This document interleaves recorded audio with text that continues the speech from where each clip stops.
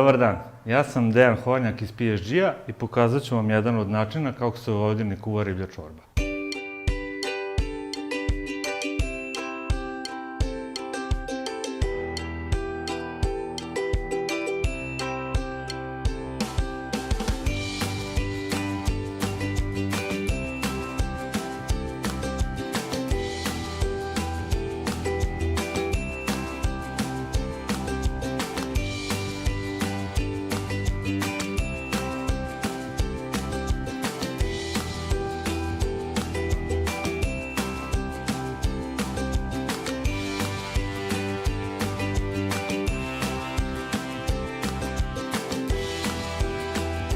Luk ćemo iseckati na sitno, spremiti ga za dinstanje i njega ćemo kuvati zajedno sa glavama.